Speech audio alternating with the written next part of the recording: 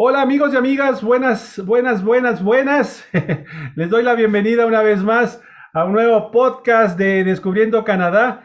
Y si ustedes saben, este espacio cada vez va aumentando su audiencia, nos alegramos por eso y les agradecemos por seguirnos en nuestras redes sociales. Especialmente les pido se suscriban a nuestro canal de YouTube porque ahí subimos nuestros podcasts completos, ¿sí? Y activen la campana de notificaciones para que puedan estar al tanto siempre cuando hacemos este tipo de publicaciones con nuestros invitados especiales latinoamericanos y latinoamericanas que ya migraron a Canadá y se encuentran en ese país y que nos comparten sus experiencias, que es importantísimo porque ellos ya han pasado ese tramo, ese camino que es duro, ¿no? El de migrar y que de alguna manera para todas las personas que estamos interesados en ir nos ayudan porque ellos ya nos dan esos tips, esas anécdotas, esos consejos que nos sirven para minimizar el riesgo, para tomar mejores decisiones. De eso se trata. El día de hoy nos acompaña, tenemos otro gran invitado, es Cristian Salazar. Cristian tiene 43 años, él ya vive en Canadá hace 12 años, es de Guatemala y vive actualmente en Montreal, en Quebec, es asesor estratégico y profesor. Buenas, mi querido Cristian, ¿cómo estás? Muchas gracias por haber aceptado nuestra invitación. ¿Cómo estás? Hola Sergio, muchas gracias a ti por la invitación y pues con gusto de compartir unos minutos contigo y con tu audiencia. No, yo siempre les agradezco a todos ustedes porque nos permiten a través de su experiencia llevar a cabo estos conversatorios, ¿no? Para darles a conocer a toda esa audiencia que nos sigue justamente esa experiencia y esos consejos que ustedes nos dan, que es importante sobre todo para todos los que tienen este proyecto, ¿no? De vida, porque es un proyecto de vida. Claro, sí, sí, sí. Mi querido Cristian, en tu Eh, caso, tu proyecto de vida, hace 12 años vives en Canadá, eres de Cierto. Guatemala, ¿por qué migraste? ¿Qué pasaba? ¿Por qué tomaste esa decisión? ¿Migraste solo? ¿Migraste en familia? ¿Qué pasaba en el país? Porque muchas veces uno toma este tipo de decisiones por las circunstancias del país o circunstancias personales, en fin, en tu caso, ¿qué pasó? Bueno, muchas gracias Sergio. Bueno, primero, yo nunca en mi vida pensé en migrar a Canadá. Eso fue algo que sucedió hace algunos años. Nunca estuvo Canadá en mis planes ni siquiera de venir a estudiar o trabajar. En algún momento pensé en irme una temporada a Estados Unidos, como todo mundo en Latinoamérica piensa a veces, pero más que todo en aquel tiempo era, bueno, tal vez puedo estudiar un posgrado en Estados Unidos y regresar a Guatemala, trabajar un poco y regresar a Guatemala y bueno, ya, se acabó. Pero hace 13 años en Guatemala yo conocí a mi esposa, que es canadiense. Ah, perfecto. Ella andaba de visita en Guatemala aprendiendo español. Y bueno, la conocí y pues al principio no estaba dentro de los planes mudarnos juntos a Canadá. Al contrario, ella se fue a Guatemala y vivimos en Guatemala un año, pero durante ese año nos pusimos a pensar en las situaciones profesionales y personales de cada uno y de la familia de cada uno. Es decir, eh, sus papás, su familia, mi familia, en fin, en aquel tiempo se complicaba un poco el trabajo para ella en Guatemala porque ella tenía un trabajo muy específico y por lo cual ella tenía que estar aquí. En fin, entonces nos propusimos hacer el procedimiento de inmigración para venirnos unos años y tal vez, no tal vez, sí, probablemente regresar a Guatemala 7, 8 años después. Pero bueno, las cosas se han dado que por ahora no, por ahora seguimos aquí y esperando que podamos pasar más que todo temporadas en Guatemala en los próximos años y tal vez algún día regresar, pero digamos que la situación económica ha cambiado en los últimos años también. Entonces, eso nos hizo reflexionar sobre algunas metas que decidimos alcanzar en cuanto a las finanzas, en fin. Entonces, por ahora estamos aquí tratando de alcanzar ciertos objetivos y bueno, veremos después lo que el futuro nos depara. Perfecto. En tu caso, mi querido Cristian, el hecho de que ya haya tenido una relación con una canadiense facilitó mucho el tema migratorio, ¿no?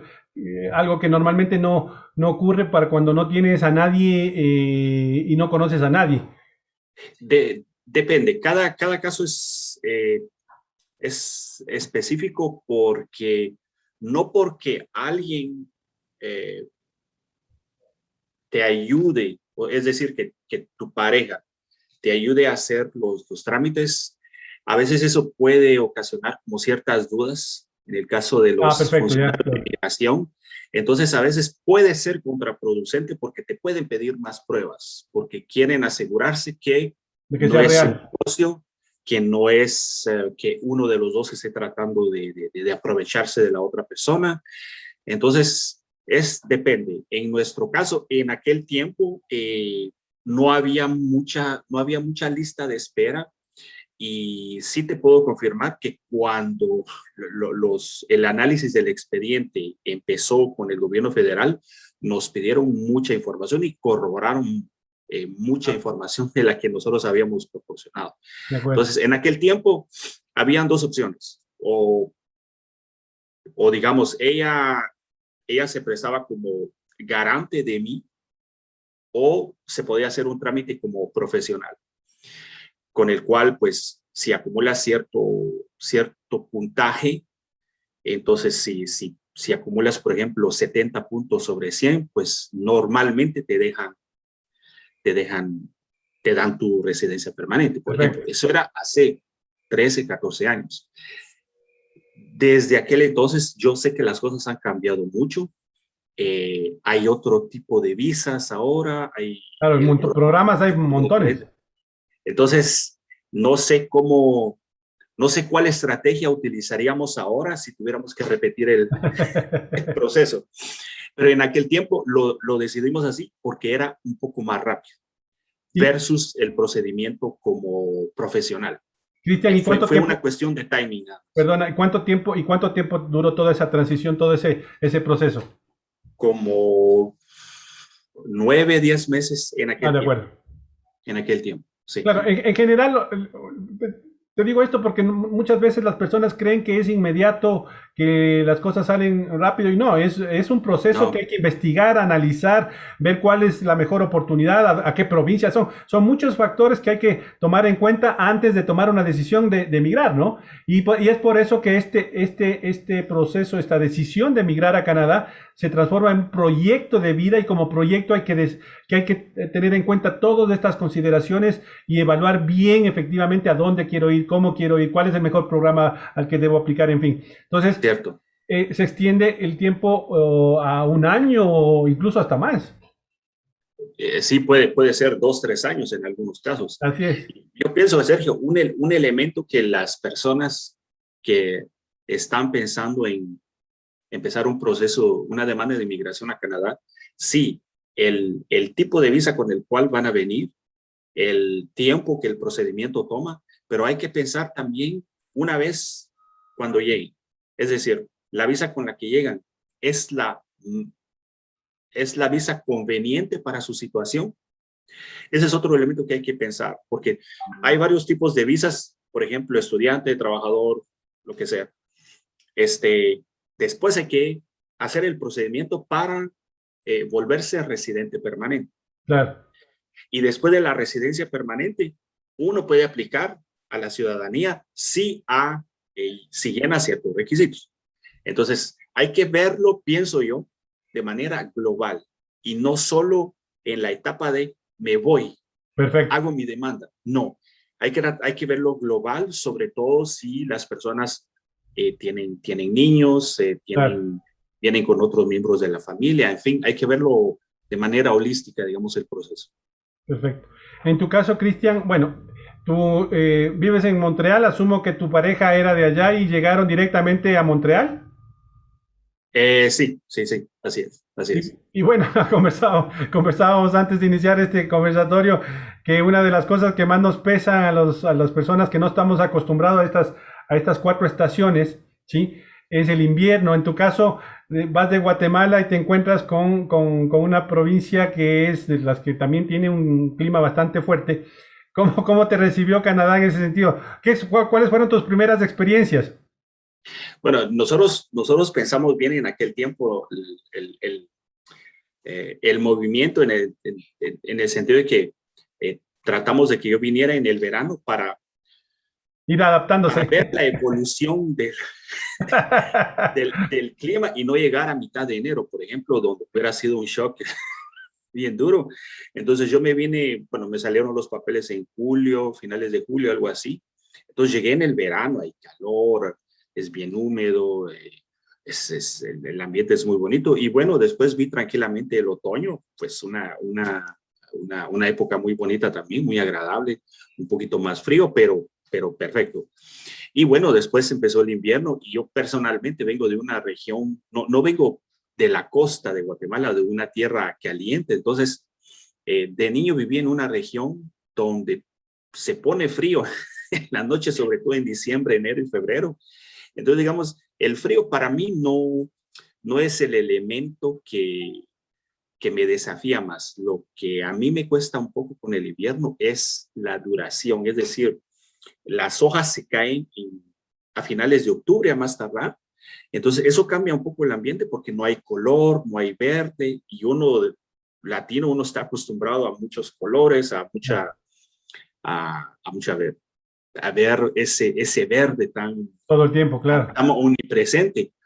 Y otro elemento es que en el otoño los días se reducen, es decir, que la luz del día durante el día se reduce a tal punto que en el caso de Montreal, a finales de noviembre, principios de diciembre, oscurece entre 4 y 4 y media de la tarde. Entonces, a veces, si te vas temprano al trabajo, no ves el sol y cuando salís del trabajo ya está de noche otra vez. Entonces, uno que viene de Latinoamérica o de África, a uno le hace falta la vitamina D del sol. Entonces, eso te puede poner como un poco como triste, como deprimido, pero bueno, hay suplementos que ahora uno puede tomar, hay maneras de lidiar con eso. Vemos que esa es la parte que a mí me cuesta un poco más y que, por ejemplo, ahorita en abril ya casi no hay nieve, pero las hojas salen hasta finales de abril o principios de mayo. Entonces, esa es la parte, el tiempo que toma nada más. Pero hay muchos latinos, muchos inmigrantes que se acostumbran al invierno y que hacen deportes de invierno. Yo tengo una amiga de Guatemala que últimamente ha descubierto el esquí y le encanta Y y bueno, claro, entonces espera el invierno cada año para hacer su esquí. Eh, yo no soy mucho de deportes de invierno, sí lo aprecio, pero sigo siendo un latino. Prefiero el sol, prefiero el sol y el calor.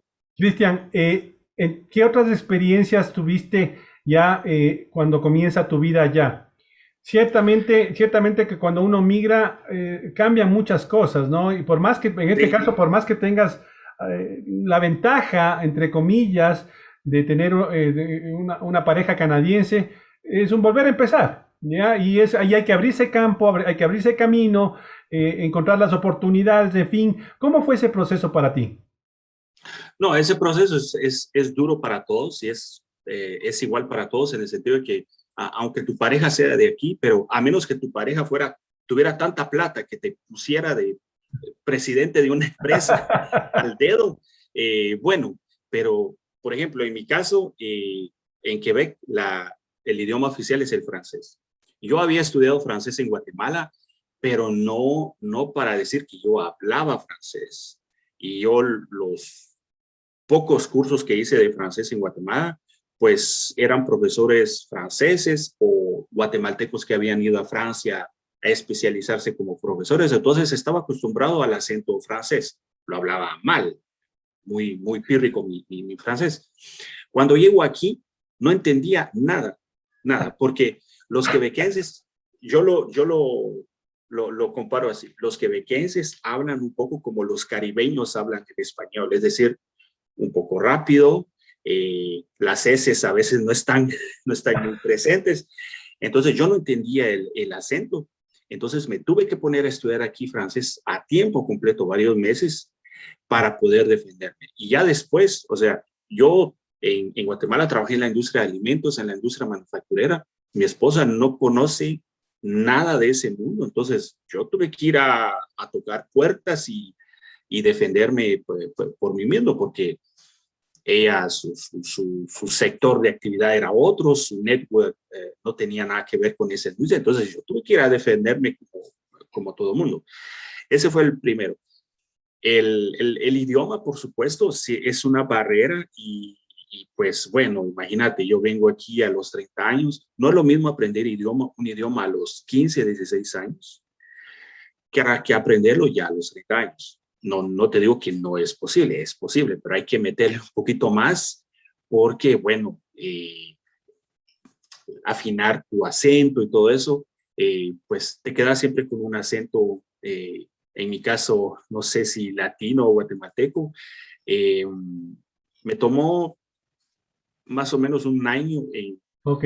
hablar, hablar básicamente en el trabajo para que la gente me entendiera, para yo entender a los otros colegas.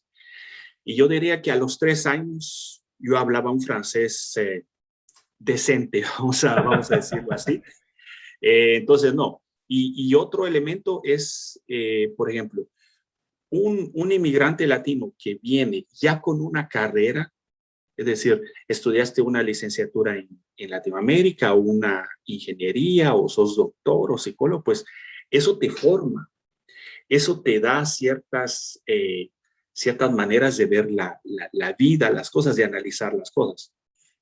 Entonces, los que ya venimos como profesionales, pues tenemos la esperanza de encontrarnos un trabajo en nuestra área, ¿ok?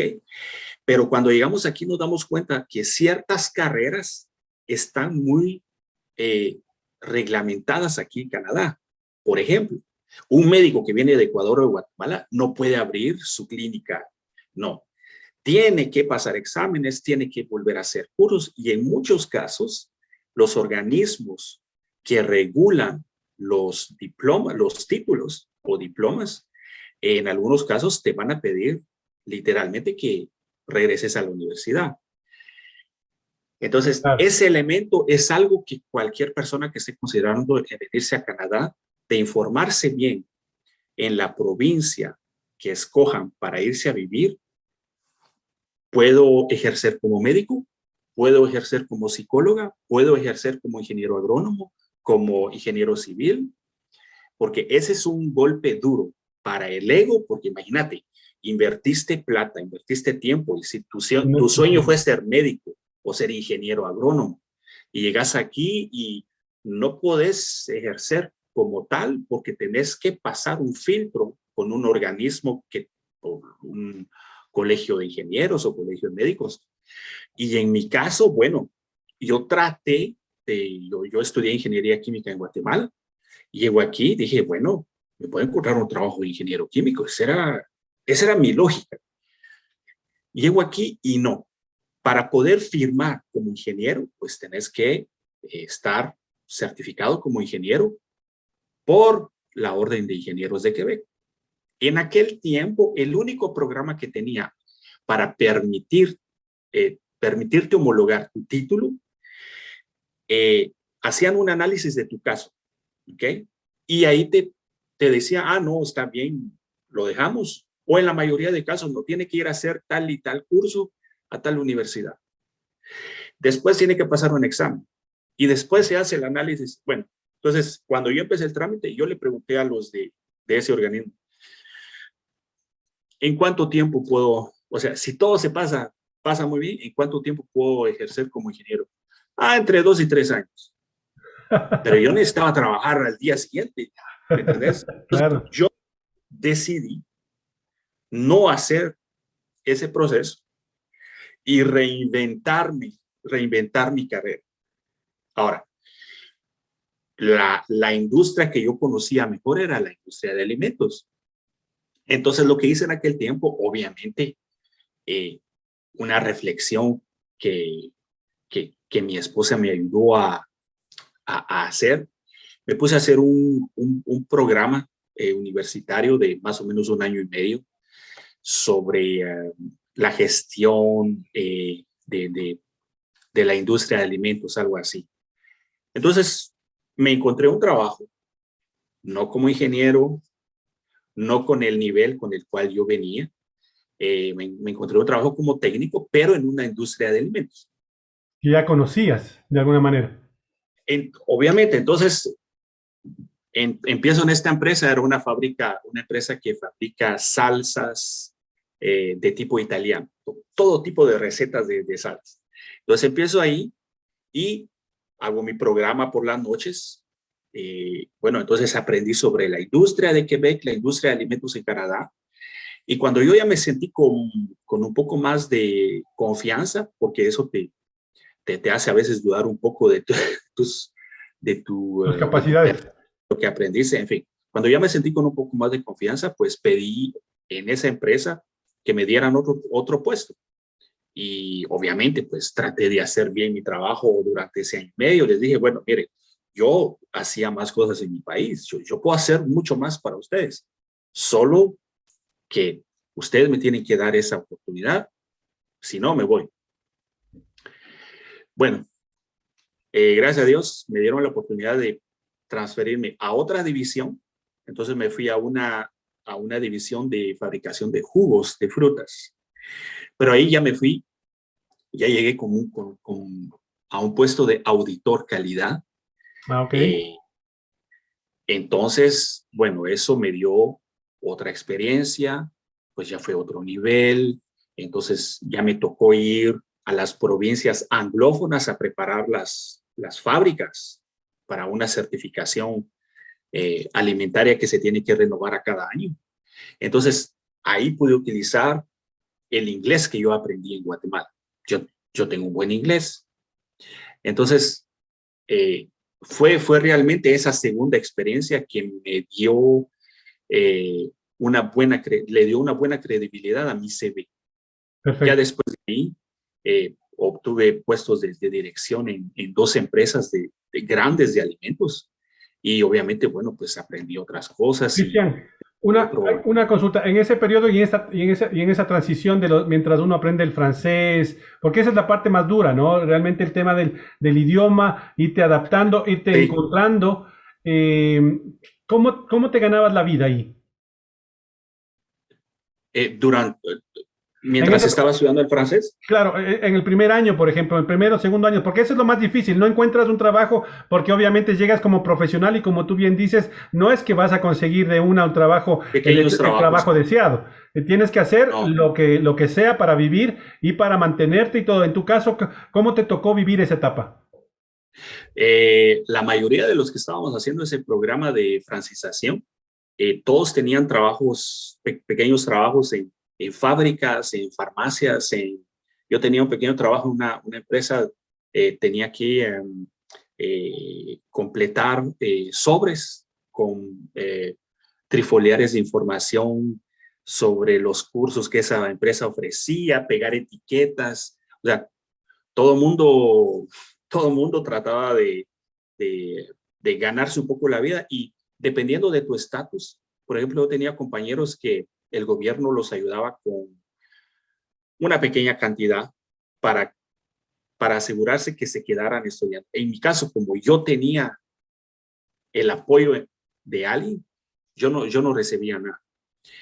Pero la situación en ese tiempo hizo que yo pues también tuve que trabajar al mismo tiempo que estudiar el francés porque así, así nos Claro, tocó. claro. Así, pero lo importante de todo esto que estar en un país como Canadá que realmente tiene bastantes oportunidades, porque hay opciones de empleo justamente para este tipo de trabajos, por último, ¿no? Es decir, mientras tú te vas preparando, mientras vas adoptando los conocimientos del idioma o técnicos, si es que quieres, o equiparando tu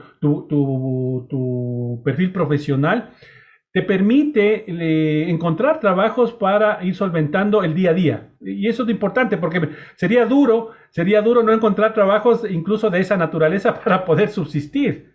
No, Pero bueno, digamos que la ventaja que tiene la economía canadiense es que hay mucha necesidad de mano de obra. Claro, Ahora, claro, por ejemplo, la gente que tiene que estudiar el inglés o el francés para poder integrarse de mejor manera a largo plazo, pues el grupo con el que yo estudié al principio, pues para todos era fácil conseguir eh, un trabajo sencillo. Y digamos aquí el sistema que yo te diría que comparten con Estados Unidos, diferente a lo que uno está acostumbrado en Latinoamérica, es que aquí los contratos pueden ser temporales por algunas horas a la semana o por un periodo determinado. En mi caso, en mis tiempos en Guatemala, ese sistema no existía. Es decir, tiene que ser un contrato indefinido, que lo tiene que firmar no sé quién. Aquí todo se paga a la hora, ¿me claro. entendés? Entonces, eso permite una flexibilidad a las empresas y a los empleados. Entonces, yo puedo ir a trabajar a una farmacia como, como no sé, a la recepción o en la caja, y la empresa no está obligada a darme un contrato formal, indefinido. Entonces, esa flexibilidad y esa facilidad de pagar por hora, eso te permite estudiar. Ahora, a largo plazo, eso no es una buena estrategia porque todos tenemos hijos, todos tenemos una renta, una hipoteca que pagar, pero durante la etapa de integración, la primera etapa en lo que estudias francés o inglés, si no hablas el idioma, es una buena estrategia. Perfecto, claro. Es importante el tener esas oportunidades, porque como tú bien dices, Canadá necesita trabajadores en todos los ámbitos, en todos los sectores de su economía y oportunidades están para esto, ¿no? Y yo creo que ningún migrante se salva de vivir efectivamente esa primera etapa de transición, de llegar, de darte muchas veces la piedra contra los dientes, ¿no? De encontrarse con todas estas novedades y irse encontrando, porque al final del día tú te vuelves a reinventar. Un poco lo que hablabas hace un momento, hay profesionales que dicen, ok, tengo que llegar, pero lo mío está bastante regulado, es una carrera regulada, no voy a poder ejercer. Pues entonces también Canadá eso te presenta como una oportunidad para reinventarte, como tú bien lo indicaste, es decir, encontrar de repente otro caminito en el que no tenías de repente previsto, pero ahí está la oportunidad y en tu caso fue eso, ¿no? Ahora no dejaste, no estás ejerciendo en lo que tú estudiaste en Guatemala, sin embargo, encontraste la forma de vincularte a lo que habías hecho con una nueva actividad. ¿Y eso a dónde te ha llevado, mi querido Cristian, ahora, hoy por hoy? Bueno, actualmente soy profesor en dos instituciones educativas aquí en Montreal. La mayoría de mi tiempo lo paso en el Collège de Maisonneuve. Es una institución académica de estudios colegiales, quiere decir que es una institución, si la comparo con el sistema que usamos en Latinoamérica, preuniversitaria. Perfecto. El sistema en Quebec, cuando los muchachos y las muchachas terminan la escuela secundaria, no pueden ir directamente a la universidad. Tienen que pasar por una etapa intermediaria que es el college, ¿ok? Ok, Entonces, en el college puedes hacer carreras de 2 años o de 3 años, la mayoría. Me explico. Si quieres estudiar medicina, psicología, ingeniería, derecho, tenés que hacer una carrera de 3 años que te da los créditos para poder aplicar a la universidad. Hay algunos programas de 1 año, de 2 años, que no te dejan ir a la universidad, pero el asunto es que no todo mundo quiere estudiar una licenciatura, no todo mundo quiere ser médico. Entonces, hay carreras técnicas de 1 o 2 años que se estudian a ese nivel. Entonces, yo en ese college yo doy clases sobre procesamiento de alimentos en una carrera técnica. ya, Entonces, ahí es donde paso la mayoría del tiempo. Y soy profesor a tiempo parcial también en una escuela de negocios adscrita a la Universidad de Montreal que se llama HC Montreal. Entonces, yo trabajo para el Departamento de Operaciones y Logística y doy clases en desarrollo sostenible. Y el resto de mi tiempo, pues soy asesor estratégico, soy consultor. Entonces, yo hago mandatos aquí eh, para empresas de alimentos, para empresas manufactureras, empresas que exportan productos, empresas que importan productos hacia Canadá. Y desde hace 1 año y medio, pues, empecé a tratar de hacer crecer mis nichos en Latinoamérica y estoy ya colaborando con algunas empresas de Guatemala también. Entonces, ahí estoy. Digamos que lo que me permitió llegar aquí fue, yo te diría, mucha disciplina, hacer siempre un poco más. Hay, en los deportes siempre escucho un dicho que dice, hay que dar el 110%. Y yo pienso que es verdadero. Yo me recuerdo que cuando estaba trabajando en las empresas aquí, pues trataba a veces de hacer un poco más, de hacer las cosas bien, pero rápido. Es decir, para poder integrarte y desarrollar una carrera, una nueva expectativa, a veces uno tiene que dar un poquito más que el promedio. ¿Me entendés? Si querés crear cosas extraordinarias, no podés hacerlo haciendo cosas ordinarias.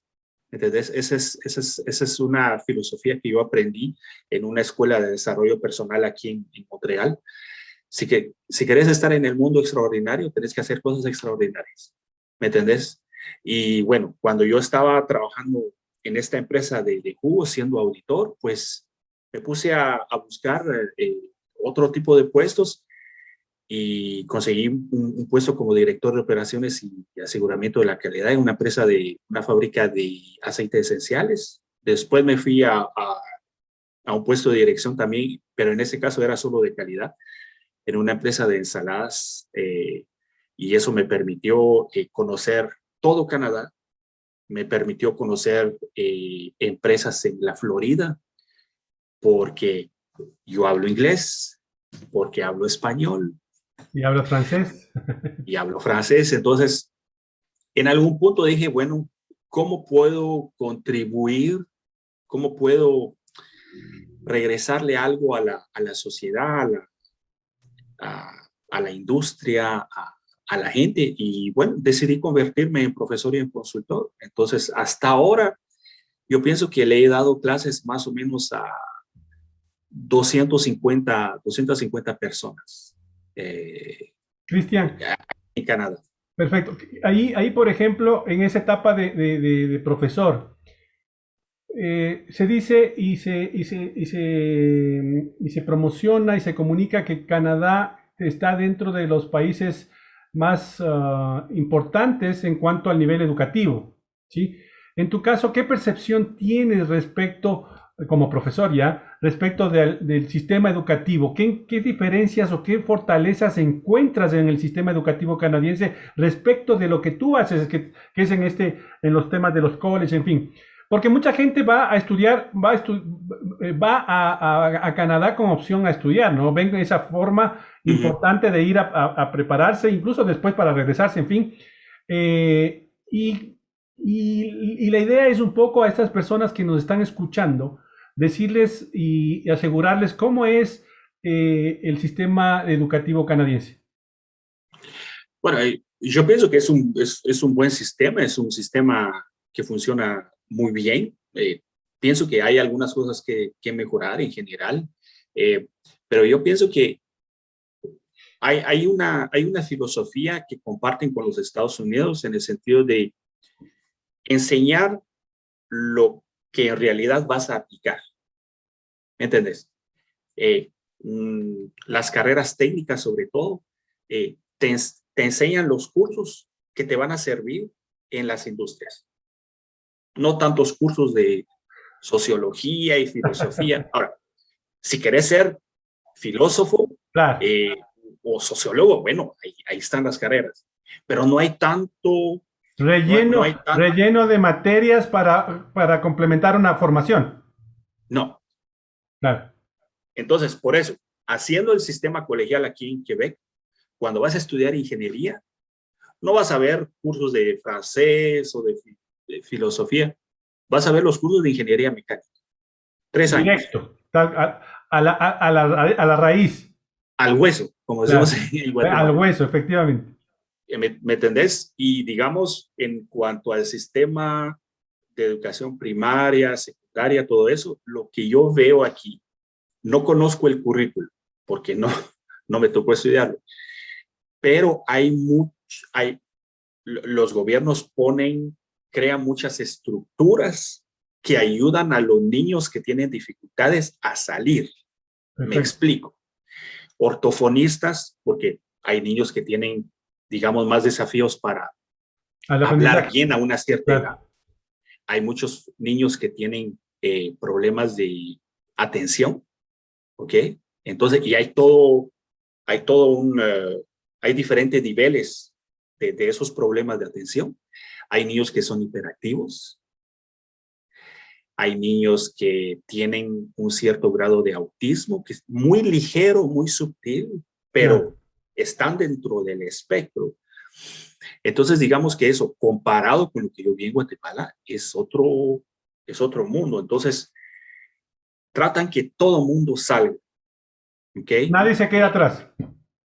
Exacto, exacto. Digamos que en general Canadá, Sergio, tiene una visión, una organización del gobierno un poco más a la izquierda que a Es, la derecha. es humanista, Muy, ¿no? sí, un poco progresista. Progresista. Dependiendo de las provincias, hay unas que son más progresistas que otras. Así es.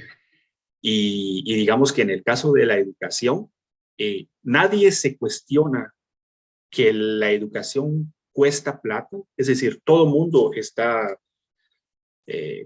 paga muchos impuestos en Canadá, pero digamos, si hay algo por lo que la gente no protesta La educación. en cuanto a los impuestos, es la educación.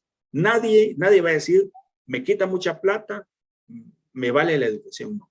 Al contrario, aquí cada vez que haces una transacción inmobiliaria en Quebec, tenés que pagar un impuesto municipal y un impuesto escolar, Ah, mira tú. porque, porque el sistema está organizado de tal manera aquí en Quebec que sí el Ministerio de Educación va a financiar las escuelas, pero las escuelas son manejadas por comisiones escolares. Entonces, las comisiones escolares, dado que están en un territorio que pertenece a una municipalidad, son apoyadas por la municipalidad también. De ¿Me acuerdo. entendés? Entonces, son dos niveles de gobierno que financian las escuelas, cosa que no sucede en América Latina. Estamos esperando lo que diga el gobierno central. Claro. Y si hay, bueno, si no hay, también. Claro, se En cambio recorta el aquí, presupuesto y ya.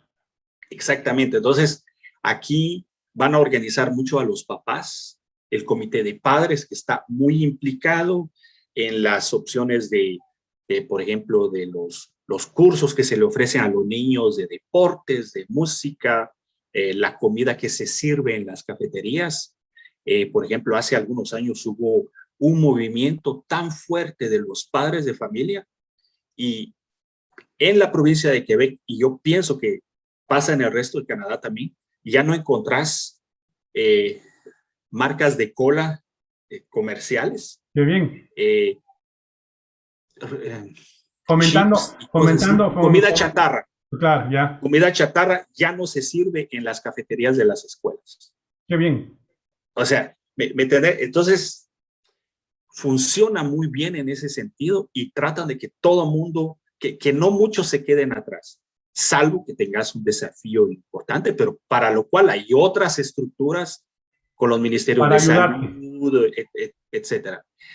Entonces, eso ayuda bastante a los muchachos. Cristian, y como profesor, hablábamos hace algunos podcasts atrás con Aura Navarro, por ejemplo, y Laura, que eran dos profesoras, PhD, venezolanas, y les preguntaba esto, ¿no? Porque ser profesor aquí en Latinoamérica, en nuestros países, seguramente vivirás bastante ajustado, porque no es bien pagado para normalmente en general, ¿no? Para poder vivir tranquilo sobre todo. Entonces, Pero allá, en tu caso, ¿cómo ves esto? ¿Cómo uno como profesor puede vivir en Canadá bien, tranquilo? Por lo menos Sí, es mejor pagado, es mejor reconocido. sí, si tenés un puesto permanente como profesor en una universidad, vivís bien, vivís Perfecto. bien. Ahora, el asunto es que las universidades, para obtener un puesto permanente, no es tan sencillo. Entonces, eh, podés obtener puestos como profesor a tiempo parcial. Entonces, si sos profesor a tiempo parcial, no tenés todas las condiciones Ya. salariales que un profesor que tiene una plaza permanente. A ¿Ok? tiempo parcial, ¿cuánto gana un profesor más o menos en un college? Depende depende de ¿Experiencia? tus títulos, de tu De acuerdo. experiencia, pero eh, aquí yo diría que debe de andar por los, no sé, entre 80 y $150 la hora. Ah, bueno, no, no está mal tampoco, ¿ah? Sí, pero el asunto es que no, No es como profesor permanente. parcial, a tiempo parcial, Claro, no podés hacerlo a tiempo completo. claro, claro, claro. Entonces, muchos profesores tienen su trabajo normal de Para día poder tener ya. y dan 1 o 2 cursos en la noche. De acuerdo. Ese es mi caso. Ahora, Perfecto. aquí para poder ser profesor, primero, doctorado Ah, eh, ya. permanente. Primero, doctorado. Y segundo, ¿cuál es tu catálogo de artículos científicos que has publicado? ¿Cuántos has publicado? ¿En qué revistas has publicado? Porque Como debe de ahí, ser en todo caso. como debe de ser. Entonces, por ejemplo, los profesores aquí que tienen puestos permanentes, yo diría que hacen más de $100,000 al año.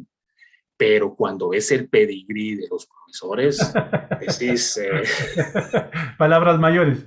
no, por ejemplo, mejor si llegas ya con postdoctorados de otras investigaciones que has hecho en Bélgica o en Brasil bueno, entonces, por ejemplo, aquí todos los que somos profesores a tiempo parcial, si lo quieres ver así, eh, nos dejan dar clases, por ejemplo, en la licenciatura, en otros programas cortos y algunas veces en la maestría. Pero los que son profesores, eh, Perfecto. que son doctores y que tienen mucha experiencia en investigación, ellos dan clases en la maestría, en el doctorado y en algunos cursos de la licenciatura. De Y tienen acuerdo. que hacer investigación para la universidad también. Entonces, es difícil encontrar un puesto como profesor porque no es solo una cuestión de demanda de clases que haya que dar. Es decir, la universidad tiene suficiente presupuesto para cierto tipo de investigaciones, entonces buscan en consecuencia según esos dos parámetros, digamos. Cristian, tu otra actividad es ya la empresarial, la corporativa. Tú trabajaste en Guatemala, en empresas, todo el mundo corporativo, vas allá, estás ahora ya vinculado a lo corporativo, a lo empresarial, y ya desde la dinámica del canadiense, de la sociedad canadiense, de inclusión, de un poco lo que hablábamos antes, ¿no? Esa equidad que existe. ¿Cómo es la vida dentro de una organización, en una empresa? ¿Cómo es el día a día entre los compañeros? Porque me imagino que tienes compañeros canadienses, de otros países, en fin. ¿Cómo es eso? Porque realmente debe llamarte la atención cuando te vas incorporando, ¿no? A una nueva organización y encuentras un perfil de personas y sobre todo porque allá no discriminan. Es una de las cosas que más me ha llamado la atención, que cuando tú optas o aplicas para un trabajo, no debes poner la foto, no debes poner tu edad, no debes poner tu estado civil y entre otras consideraciones. Por ende, cuando tú ves que hay personas de 60 años, 50 años, con 20, entre 25 años, hay una mezcla bastante interesante dentro de las organizaciones. ¿Cómo es esa visión en tu organización o en las organizaciones que has tenido que participar? Yo te puedo hablar de mi experiencia en Quebec. No sé exactamente cómo pasa en las provincias anglófonas, aunque conocí algunas empresas y trabajé como auditor de esta empresa aquí en Quebec y pude conocer, pero voy a hablar de mi experiencia aquí. Primero, el ambiente es diferente. Por ejemplo, en Latinoamérica, de donde yo vengo en Guatemala, somos un poco más, no quiero decir calurosos en el sentido de que somos Somos, más amables, pero digamos que somos uno más puede afectivos. entrar, sí, somos más afectivos en ese sentido y uno entra más fácil en el espacio del otro, Claro, ¿me claro, entendés? totalmente. Le das un abrazo a alguien, lo tomas por el brazo, vení, vamos a tomar un café.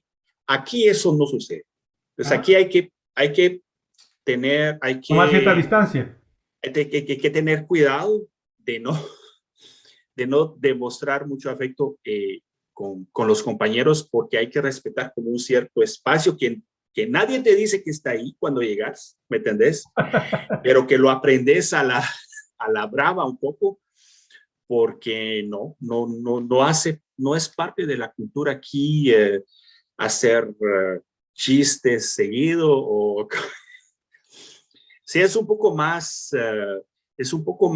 serio el ambiente, es un poco Ok, más, no quiero decir frío, porque no es ese, pero menos afectuoso y más a lo que vas. Pero perfecto. no quiero decir que en Latinoamérica no lo hacemos, pero es un poco más, uh,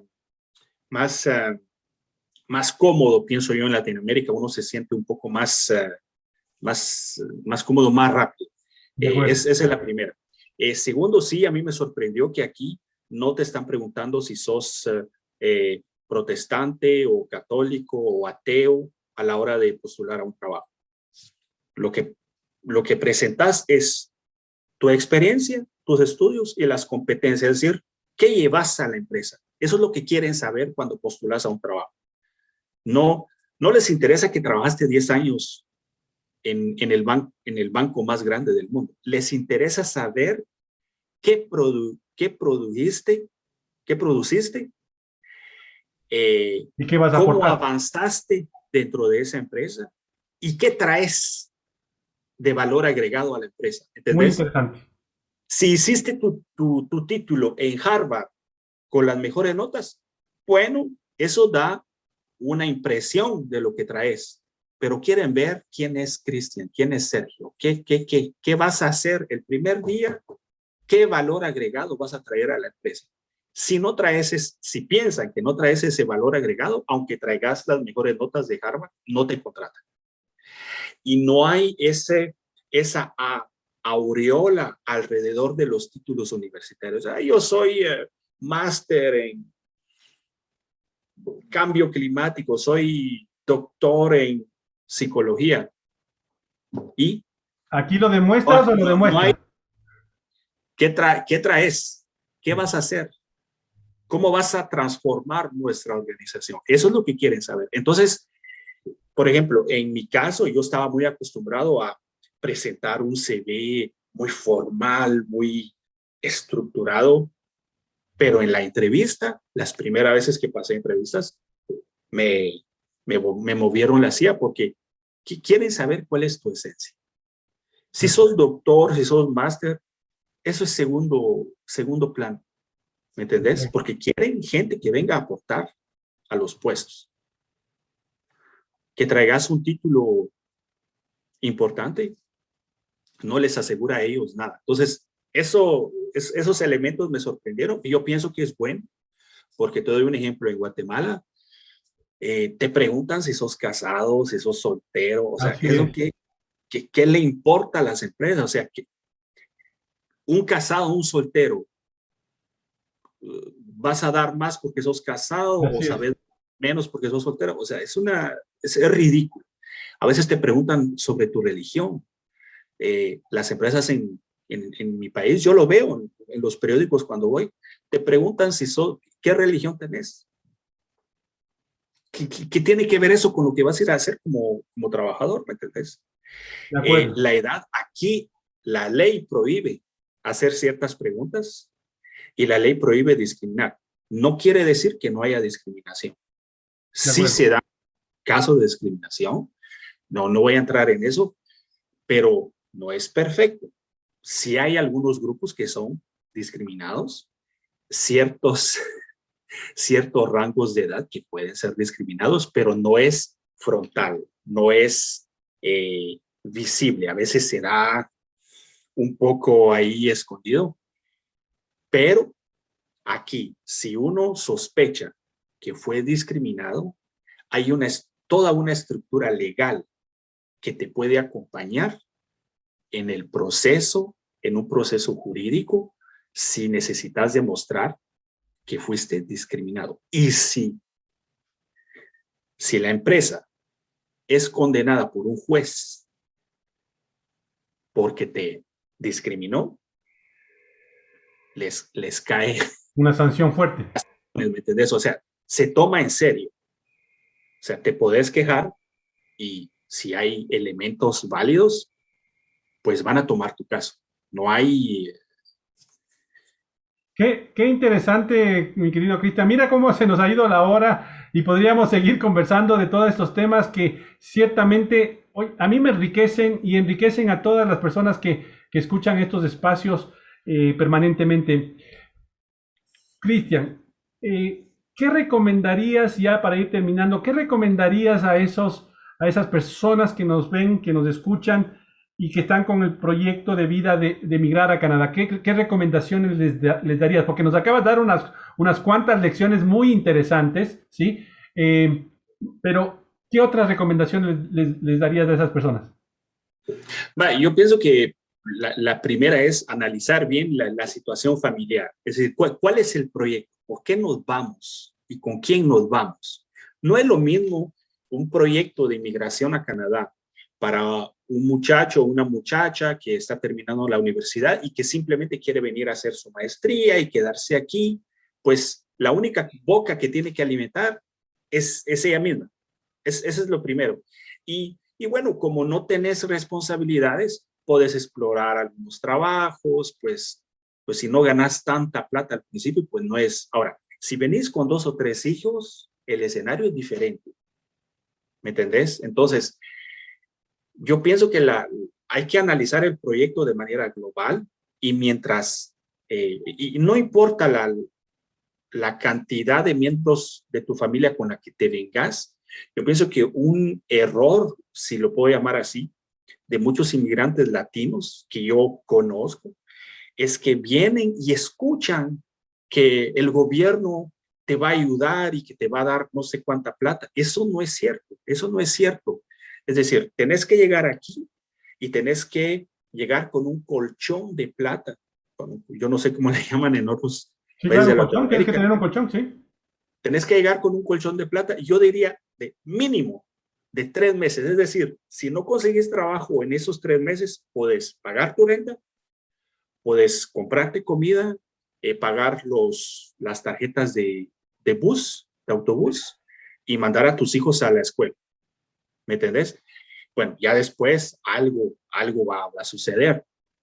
Entonces, yo te hablo de 3 meses, tal vez en algunos casos es menos, O tal vez más. es más dependiendo de la provincia, pero llegar pensando que el gobierno, solo porque llegas, ¿Te va a eh, ayudar? te va a ayudar con un montón de programas. No, primero hay que aplicar a los programas, y aunque apliques y aunque te den ciertas ayudas, tampoco es que vas a vivir de eso. Te va a ayudar, te puede ayudar, sobre todo si te necesitas. Entonces, esa es la primera. ¿Cuál es el proyecto? Segundo, para las personas que ya tienen una profesión, que son médicos, ingenieros, desafortunadamente, no todas las profesiones las podemos ejercer de manera libre al llegar aquí. Tienen que informarse. ¿A qué provincia me voy? Una vez que escogen la provincia, tienen que averiguar con el colegio de médicos, con el colegio de agrónomos, de lo que sea. Miren, este es mi caso. ¿Puedo ejercer o no? Normalmente en los sitios web de los colegios está la información. Si usted viene de tal y tal país, este es el proceso de homologación. Y de ahí tomar la decisión. ¿Puedo financieramente estar una temporada, 1 año, 2 años en ese proceso de homologación?